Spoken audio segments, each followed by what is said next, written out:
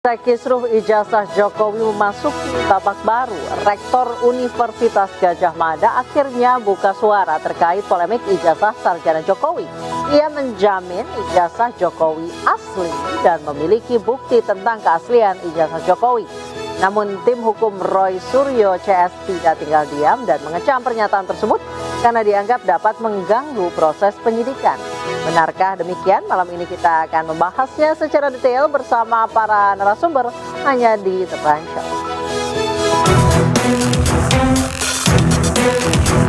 Ijazah itu kan tahun 85 sudah diserahkan kepada yang bersangkutan. Artinya yang menjaga ijazah itu adalah yang bersangkutan. Kalau memang ada ratusan atau bahkan ribuan skripsi di UGM pada tahun itu yang tidak memiliki lembar pengesahan penguji, maka sebegitu kah UGM pada zaman itu? Saya tegas mengecam keras sikap UGM ini yang tidak memberikan klarifikasi sesuai dengan peruntukannya. Pak, kayak saya diberi kaosnya, coba nanti tunjukin kaosnya. Diberi, tapi orang pendek, kulit saya cuma masih pemulihan. Nanya itu aja sebetulnya, jangan cari-cari lah. Lengannya lengan pendek.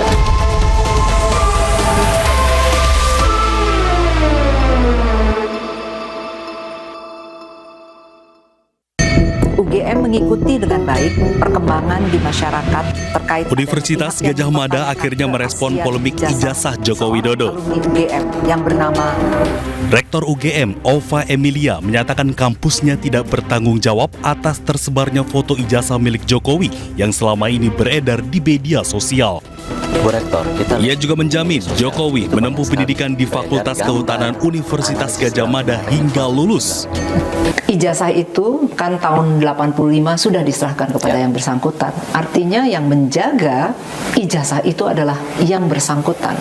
Oleh karena itu Universitas Gadjah Mada ini ya kita tidak mau berkomentar terkait dengan ijazah, a piece of paper yang sudah ada di yang bersangkutan. Artinya UGM juga tidak bertanggung jawab. Apakah yang beredar sekarang itu adalah yang diserahkan UGM dulu itu bukan?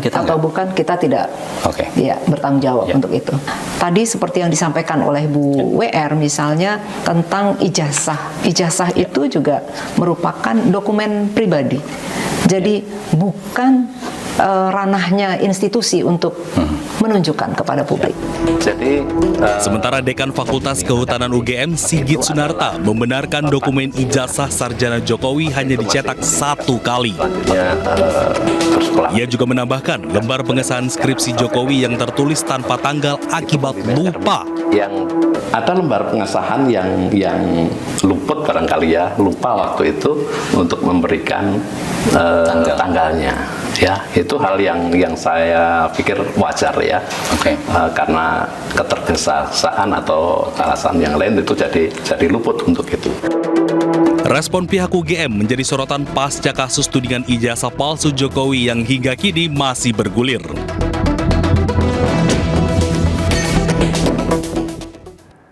Ketika UGM merespon, apakah berlebihan atau sudah sewajarnya? Sudah hadir bersama kami para narasumber, Roy Suryo, terlapor dan pakar telematika, Andi Azwan, Waketum Jokowi Mania, dan Slamet Ginting, pengamat politik Universitas Nasional.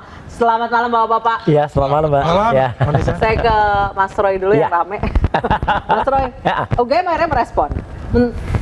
Menurut Anda berlebihan? Terlambat dan responnya abal-abal. Maksudnya?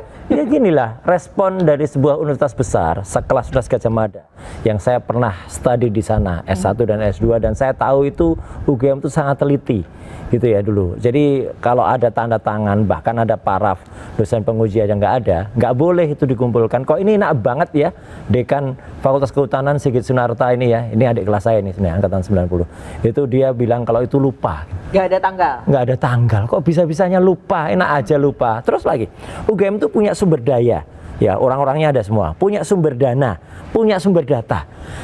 Tidak ada satupun dokumen yang pada saat ya itu disebut sebagai podcast ya 34 menit itu ditunjukkan dan semuanya kemudian digulung ya menjadi satu kata itu ranah private.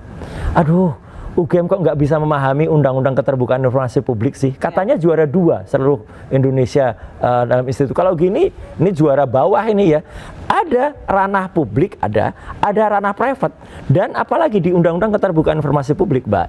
Kalau yang saya kebetulan ijazah mungkin ranah private, tapi skripsi Anda pertanyakan. Ijazah pun juga ranah publik karena ada dalam undang-undang keterbukaan informasi publik nomor 14 itu di pasal 18 ayat 2-nya jelas betul tertulis kalau itu digunakan untuk kepentingan publik dan Jokowi adalah pejabat publik ya, dia meskipun sekarang sudah tidak ya, tapi dulu dia menggunakan ijazah itu sebagai pejabat publik dan UGM itu adalah badan publik, jadi itu harus dibuka. Apalagi nanti kita sudah dapat keputusan juga nanti dari KIP ya, Komisi Informasi Pusat ya, itu nanti akan juga melihat, akan membongkar semua yang mana yang publik dan semuanya adalah publik. Anda gitu. akan menuntut UGM untuk membuka ijazah? Iya, tapi kan itu kan sebenarnya hanya pelengkap saja. Semuanya kan sebenarnya sudah tersaji dengan dibuka ya. Hanya saja sayangnya sekali lagi. Tapi kan dia bilang ijazahnya sudah diberikan ke. Oh, nggak apa-apa. Justru di sini UGM itu melakukan tindakan yang ambigu ya. Dua.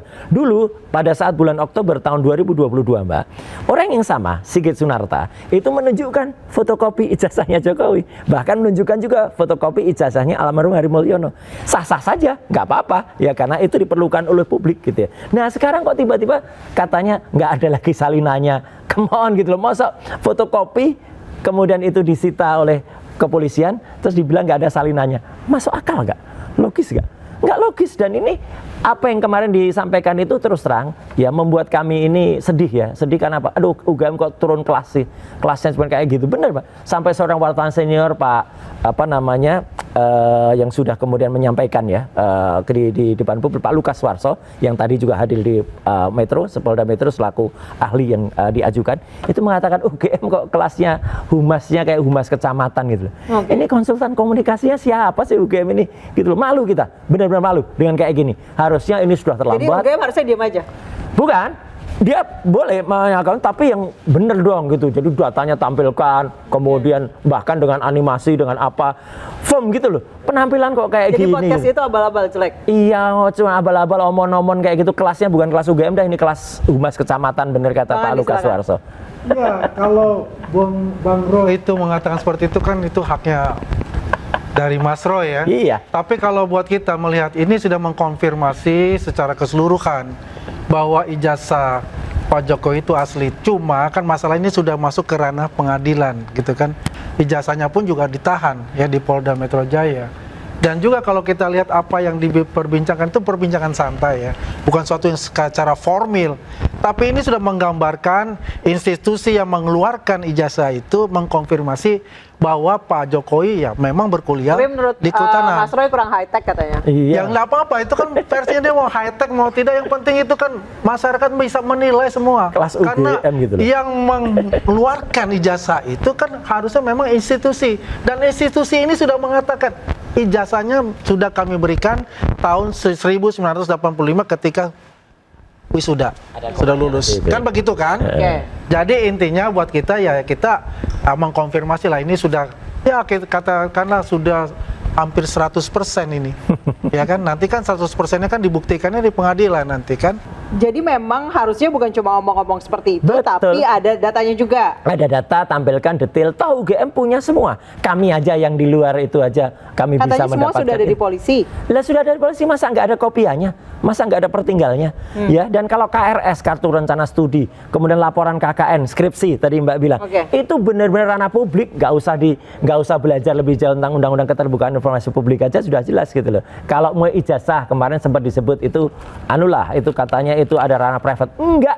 Dalam Undang-Undang Nomor 14 tahun 2008 di pasal 17 memang ada pengecualian, tapi pasal 18 ayat 2 itu jelas-jelas menunjukkan kalau itu. Dan kenapa saya tadi mengatakan ada hal yang ketika statement dari Bu Rektor ya, Prof. Ova Emilia, ini sebenarnya ada yang menarik kalau diperhatikan. Jadi beliau itu kayak melempar atau kayak buang badan gitu ya. Kayak buang badan bahwa kami setelah sampai 80. Setelah itu adalah tanggung jawab dari yang bersangkutan dan kami tidak lagi nah itu kan artinya apa? Ini jadi UGM buang body menurut Anda? Betul, dan ini ada skenario yang kalau saya lihat disiapkan nanti, dan itu pada dialog pada saat yang podcast itu kan ada contohnya juga ketika Prof. Bening mengatakan bahwa contohnya di Oxford ya, di Oxford itu kalau kemudian ijazah itu kemudian terbit harusnya di Oxford, kemudian setelah itu dicetak tempat lain kan kita nggak ngerti. Nah ini, jadi ini ada skenario yang mungkin nanti akan disiapkan ya untuk supaya semua itu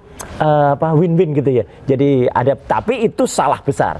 Kalau seorang sudah dapat ijazah asli, kemudian entah karena apa ijazahnya hilang atau ijazahnya terselip atau di mana terus dia nyetak lagi, itulah yang makanya cetakannya meleset. Kami jelas betul ya, 99,9% ijazah yang nomor 1120 yang dengan nama Joko Widodo itu tidak match dengan ijazah nomor 1115 Fronojiwo, 1116 almarhum Hadi Mulyono dan 1117 Sri Mulyani. Ijazah yang keluar pada satu periode yang sama, satu wisuda yang sama, harusnya identik. Itu nggak identik, meleset. Antara logo dan tulisannya itu meleset. Satu-satunya meleset hanya milik Joko Widodo. Satu-satunya yang meleset jadi kemungkinan cetakan ulang itu. Satunya yang meleset hanya milik Joko Widodo. Bang Andi, silakan. Ya, itu bolak-balik beberapa kali stasiun TV pasti pembicaraannya seperti itu. Ya fakta kan? soalnya. Ya kan? Karena yang dilihat itu adalah fotokopi dari medsos ataupun dari Dian Sandi. Kan beliau kan nggak melihat aslinya tuh seperti apa. Yang mesti diuji itu di lab 4 ya. Itu kan yang asli. Yang dan asli itu sudah dimasuk di Barreskrim. Kita kan mau percaya sama siapa lagi kalau bukan dari Barreskrim yang netral, yang menguji itu. Nah sekarang juga akan diuji lagi kan di Polda kan, yang ijazah ditahan itu ya, yang bentuknya analog, diuji lagi. Untuk apa? Untuk proses-proses selanjutnya di Polda Metro Jaya. Jadi buat kita itu ya adalah ya kita tunggu aja bagaimana hasilnya seperti apa ya. Karena kalau kita bolak-balik lagi ya sama. Ya, pepesan kosong semua kita bicara ini. Mbak, yang ditampilkan oleh Barreskrim tanggal 22 Mei, Barreskrim loh ini ya, itu fotokopi, itu yang kita analisis. Kalau itu yang dianalisis dikatakan salah, oh itu cuma fotokopi, ya berarti Barreskrim menampilkan bukti yang salah. Kabar bohong berarti. Itu yang kita analisis. Yang dipegang Barreskrim asli kan sekarang? Loh, mana sekarang? Yang diuji itu kan yang asli. Loh, yang ditampilkan mana? Ya, itu yang untuk ditampilkan itu kan haknya Barreskrim. Itu tapi yang asli itu yang diuji analog. Bohong dong kalau nampilkan itu yang fotokopi. Nah, itu tinggal Mbak Sore tanyakan ke Barreskrim itu bohong gitu loh. Ya kan? Yang jelas dari Pak Jokowi itu udah menyampaikan mana? Nggak ada buktinya. Itu yang diuji analog. Masyarakat coba ditanya. Uji secara fisik. Enggak. Uji secara kimia. Ada ijazahnya. Nggak ada yang percaya udah. Sebagian kalau besar Bang Andi udah pernah lihat langsung? Belum, pasti juga. Saya katakan ya kan, saya tidak lihat, tapi ya Mbak, tim kuasa hukum sudah lihat semua, ya. Wartawan sudah lihat semua, Barreskrim sudah lihat semua, ya. Polda Metro Jaya sudah. Waktu di rumah beliau itu udah lihat wartawan. Semua. Oke, kemudian itu bukan wartawan. Yang namanya tim kuasa hukum itu udah melihat semua. Tidak akan tidak melakukan sebagai tim kuasa hukum kalau dia nggak melihat betul asli, ya. Dan itu semuanya sudah diserahkan ke Polda Metro Jaya sekarang. Jadi kalau kita melihat ini bolak-balik seperti itu, kembali lagi kita ini. Tapi kata Mas Roy Polda Metronya berpihak. Iyalah. Nah itu kan semuanya kan pasti mengatakan demikian, Mbak. Ya? Kan beberapa kawan. Mbak Nisa, itu selalu menjudge karena dari awal, ya. Apalagi kolega beliau nih, wah luar biasa kalau tentang masalah kepolisian, dihajar terus sama dia. Itu tanpa ada yang namanya bukti, sampai yang namanya mendiskreditkan individu dari kepala kepolisian Republik Indonesia. Itu luar biasa gitu loh. Ya, yang penting kan begini, siapa lagi kita akan percaya kalau aparat penegak hukum kita ini itu semuanya dinafikan oleh mereka. Menjadi aparat hukum itu kan harus objektif, jangan subjektif, jangan berbohong. Jadi kalau dibilang palsu baru percaya sama polisi. Nah pasti percaya kalau dibilang palsu. Nanti kita lihat kalau polisinya jujur, ya, kalau lab krimnya tuh jujur, nanti tanya Pak Slamet deh. Itu kita baru akan lihat. Karena apa? Karena jelas itu benar-benar meleset. Data yang meleset kok dibilang itu identik. Makanya rektor bilang kalau setelah 85 kita nggak bertanggung jawab lagi. Ya betul, udah rektor nggak usah ikut-ikutan lah, nanti malah salah. Kita tahan dulu. Sebenarnya yang dibutuhkan masyarakat hanyalah transparansi. Kita bahas lengkap usai jeda, tetap di The Prime Show.